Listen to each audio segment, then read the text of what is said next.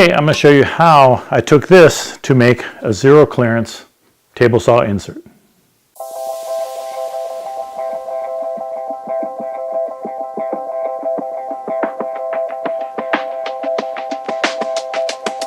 Probably 98% of the time I use the insert that came with the saw.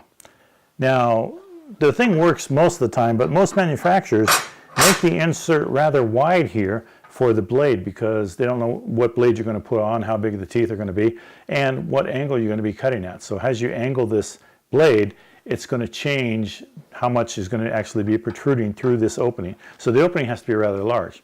Now most of the time it's not an issue, except when you have small cutoffs like you see in this video next to me.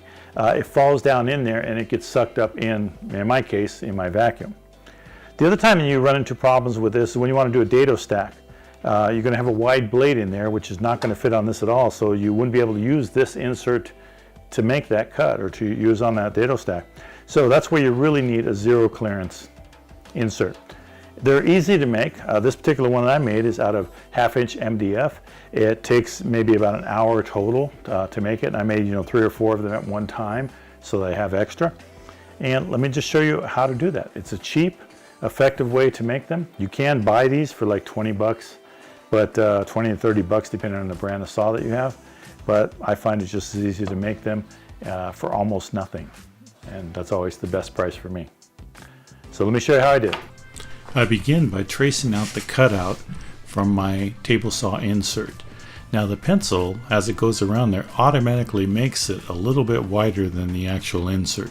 So if you follow it just outside the lines, you're going to have a little wider of an insert, which is perfect for later on when I route it down. So I made 2 of them side by side, and I started cutting on the bandsaw, and it didn't take very long before I realized that I had the wide blade on there. And once I get to a point where I start to make the turn, I find out that I can't really cut that turn at the end of each insert. So what I decided to do is, and here I am making that particular cut. So what I decided to do is change the blade out. I got a much smaller blade, and I'm actually working on my 3rd template here, a 3rd cutout for a template. So this one allows me to make a much easier turn, but because I had such a wide piece here, I just ended up making the cut and then coming back and following up with a closer cutout along the edges. This is relatively straightforward. I just follow the pattern that I made from my original insert and cut all of these out one by one. Now you could make this cut on a jigsaw with a jigsaw or anything else that would allow you to make a round cut at the end. I use the bandsaw because I have it.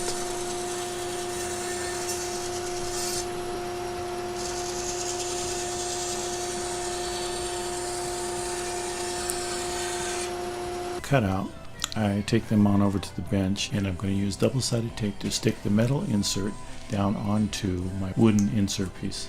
And this is going to serve as my master template, so once I route around my table saw insert, then I'm just going to use the template to make the other ones the same size.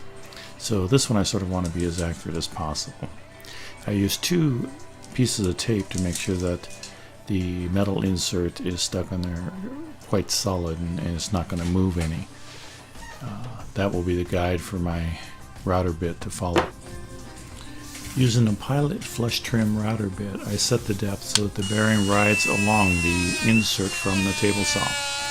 This is going to produce an exact copy of that size onto my wooden insert, or my zero clearance insert. Now it takes a couple tries around, and you can see that I bogged it down a little bit, so you might want to take a little bit more shallower cut than what I was taking. But eventually I get this one side all rounded around and it's all done nice. Then I go ahead and flip it around so I can grab the other side and start routing around that in the same manner.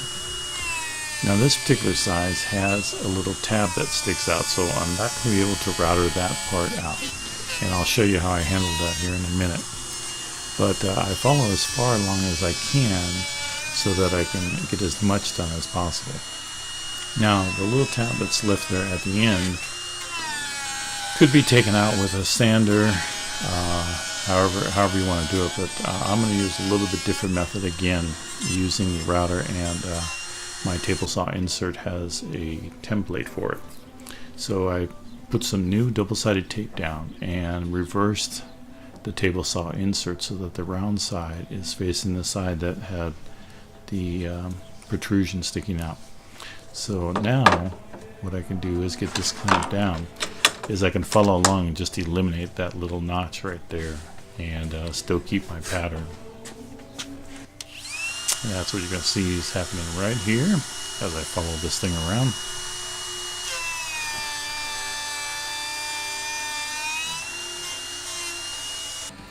Now mark this as the template because I'm going to use this one for all of my other pieces. And again, this one only needs a single strip of tape will securely hold it, and I line it up so that I have extra on both sides or all sides of the other piece.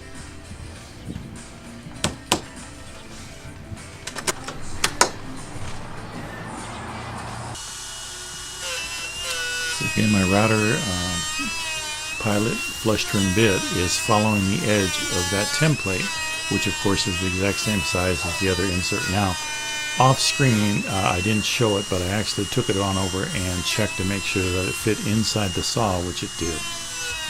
So I know that I can follow this pattern with the rest of mine, and that'll work out perfect. Now you notice that I had some problems there with it hanging out, that it kept moving. So I decided to use some bench dogs and then clamp this down with the bench dogs, because the bench dogs, with the material that they have on it, locks it in pretty solid. You see that I have a lot less movement here, which again allows me to get a better cut following around my bottom template.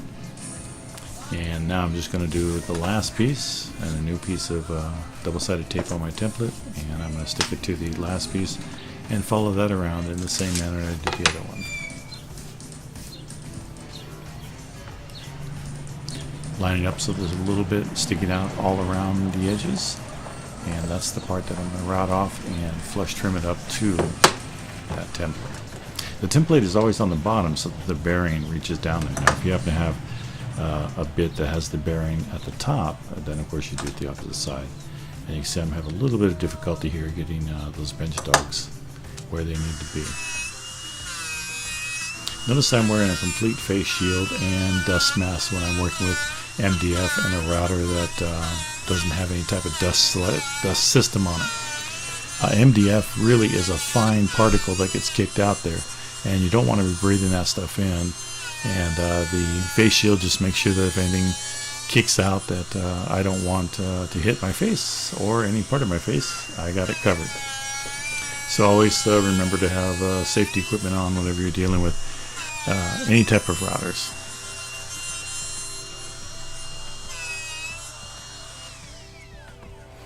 Now after I do the one side, I just flip it around. It's relatively easy to adjust and then start making my cut on the other side. And by the time you're done, you just have this perfect copy of your template. So this works really nice. If you do it smooth enough, it requires very little sanding to make any adjustments for a final fit.